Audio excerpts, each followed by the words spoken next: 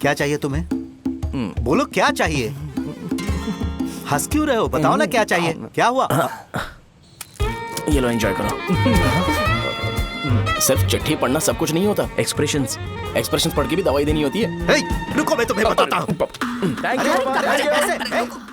तुम मंदिर के बड़े पंडित को जानते हो? इसकी कुंडली लिखने के 2 दिन बाद ही वो गुजर गए। हाँ, बस भी कीजिए ना। मुझे पहले ही एहसास हो जाना चाहिए था कि इसे अपनी जिंदगी से निकालना है। ये लो, एक गोली सुबह और एक गोली रात को फिर से खाने के शॉर्ट बाद करके आ गया। तो सही। मैंने नाश्ता नहीं किया है, फिर भी खा सकता हूँ क्या? हाँ, खा सकते हो। खा सकता हूँ ना? हाँ। ठीक है, आप पे विश्वास रख के खा रहा हूँ। कुछ होगा तो नहीं ना? मैंने तुझे आज मारा नहीं है ना? नहीं भैया, मैं गाड़ी से गिर गया था इसलिए चोट लग गई। मुझे थोड़े पैसे चाहिए। अगर अचानक इससे कोई एजुकेशन जा के यहाँ बारे से। में पूछ लिया तो ये कुछ नहीं बता पाएगा।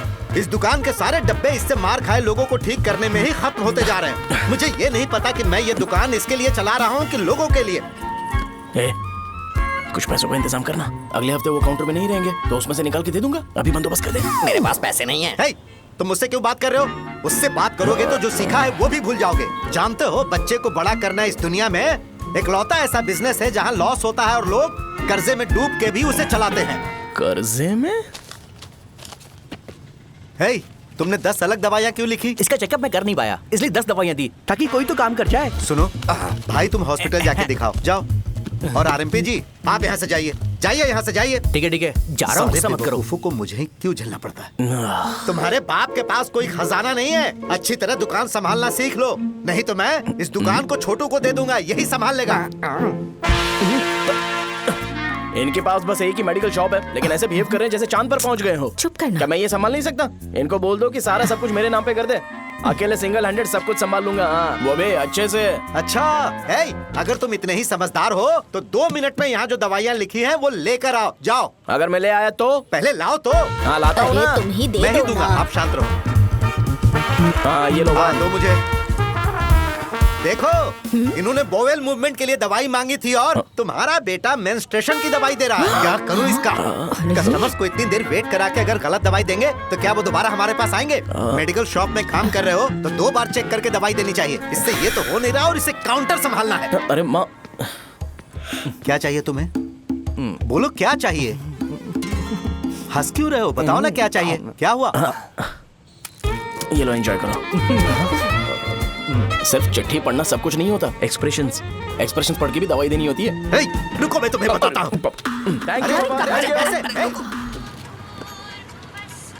हेलो, क्या कहा? बॉम्ब?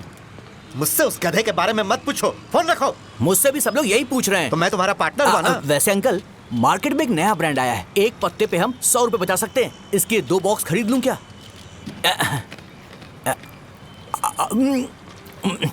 अरे अंकल, मिनरल वाटर नहीं है क्या? क्या भाई, तुम पानी पीने में बहुत सावधानी बरतते हो, हाँ। मगर दूसरों को दवाई देने में सावधानी क्यों नहीं बरतते? अगर दोबारा ऐसे प्रपोजल लेकर आओगे तो जान ले लूंगा। अरे ऐसा भी क्या हुआ? गधा कहीं का, लेके जाओ। बिजनेस माइंड ही नहीं है इनका लाओ तो। दो। ए, खड़ा क्या? आप चलना यहाँ से, चल।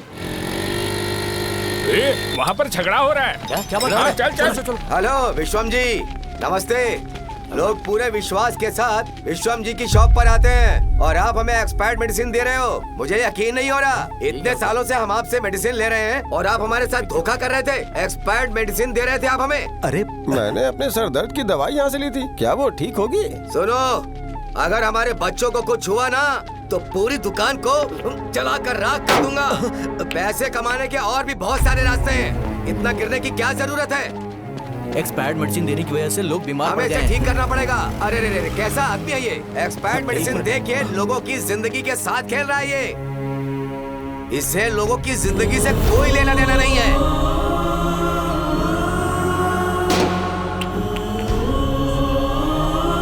तुम्हें तो भगवान भी माफ नहीं करेगा। हाँ,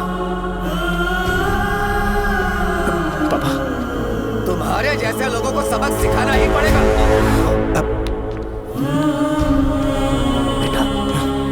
नहीं बेटा, नहीं। पापा को अंदर लेके जाओ। बच्चों को दवाई देते वक्त उन्हें ध्यान देना चाहिए ना। बड़ी लापरवाही गलत है। ये तो गलत है। कौन सुनेगा? सही बात है, कोई मर जाए तो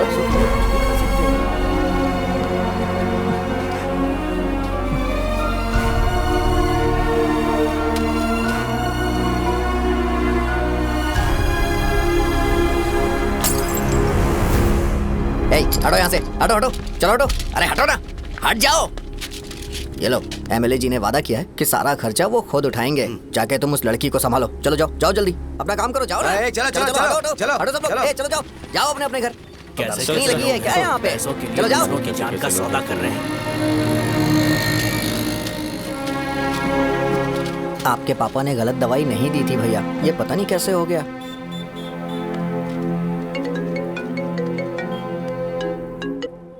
क्या हुआ भाई?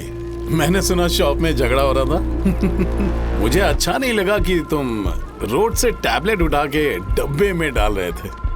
मैंने सुना कि तुमने बोला था कि नाम में क्या रखा है, और वो बस नाम के लिए ऐसे सीन बना रहे हैं। तुम्हारे शॉप ने भी एक नाम कमाया था, है ना? अरे वही मेडिकल शॉप। अब वही नाम फिर से कमा के दिखाओ, तब तुम्हें समझ में आएगा। अगर किसी भी ब्रांड का नाम खराब हो जाए तो उसे दोबारा कमा पाना मुश्किल है। अब तेरे पापा क्या करेंगे? उन्हें मेरे पास भेज दे। मैं उन्हें कोई नौकरी दे दूंगा। Okay, bye.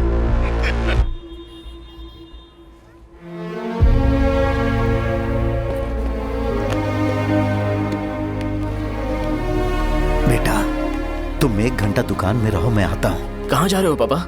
वो बच्ची कैसी है मुझे देखना है। मेरे दोस्त उसकी फैमिली के साथ हैं, वो अभी बिल्कुल ठीक है। मैं आपको घर पे ड्रॉप करके पर्सनली उससे मिलने जाऊंगा।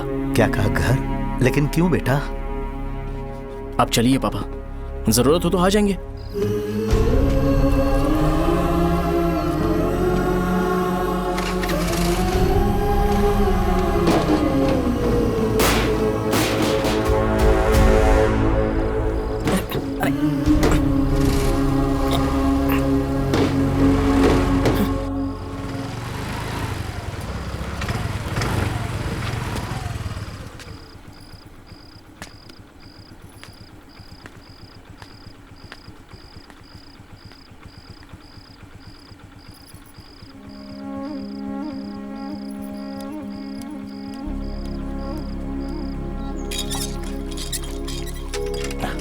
माँ, हाँ, पापा कहाँ हैं? दुकान पर गए हैं बेटा। तू जा, नहा ले, नाश्ता रेडी करती हूँ।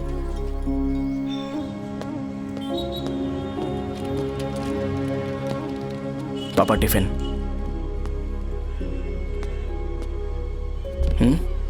अभी तक एक भी ग्राहक नहीं आया।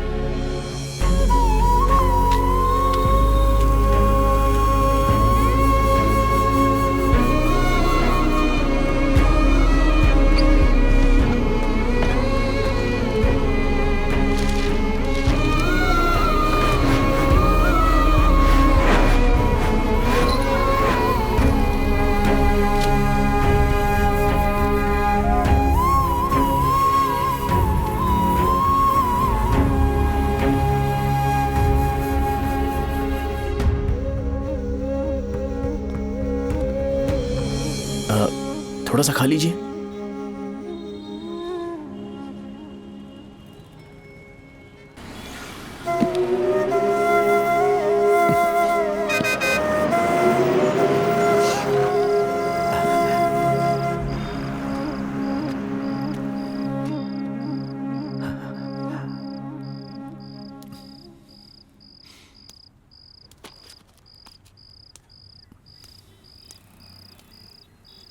इंजेक्शन नहीं चाहिए। मैं आपके 50 रुपए बाकी थे, वो देने आया हूं।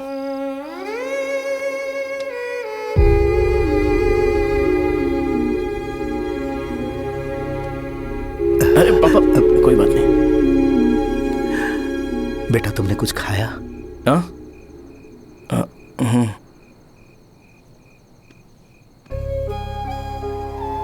तुम 5 साल के थे तब मैंने इसे शुरू किया था, और आज तक इस दुकान ने पैसों से हमारी बहुत मदद की है। मैंने पूरे गांव को अपना परिवार बनाया। हर सुबह मुझे पहला ख्याल आता कि मैं जल्दी से दुकान खोलूं और काउंटर पर बैठूं।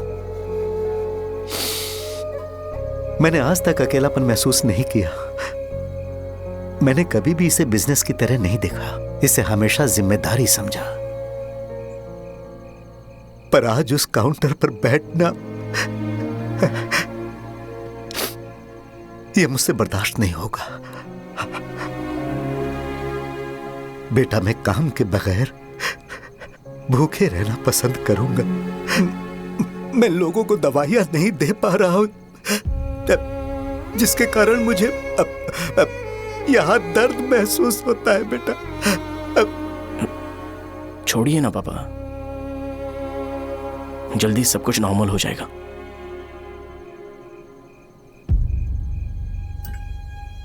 नहीं बेटा, अगर एक बार नाम में दाग लग जाता है तो कुछ भी कर लो वो दाग नहीं मिटता, चाहे कुछ भी कर लो। और ऊपर से बेटा ये सब लोग हमारे सालों के अच्छे कामों को भूल जाएंगे और उस इल्जाम को ज्यादा तवज्जो देंगे बेटा जो गुनाह हमने नहीं बल्कि किसी और ने किया हो। यही समाज का नेचर है और हम उसे बदल नहीं सकते हैं बेटा। लोग हमेशा अफवाहों को सच मान लेते हैं, यही सच है। लेकिन तुम फिक्र मत करो। हाँ ठीक है बेटा, तुम वाइजाग जाओ। यहाँ के हालात को देख के लगता है कि अच्छा होगा तुम कहीं और सेटल हो जाओ बेटा। थोड़ा वक्त दो, मैं पैसे अरेंज करके तुम्हें भेज दूंगा। पापा मेरी बात सुनो बेटा, जितनी जल्दी हो सके चले जाओ।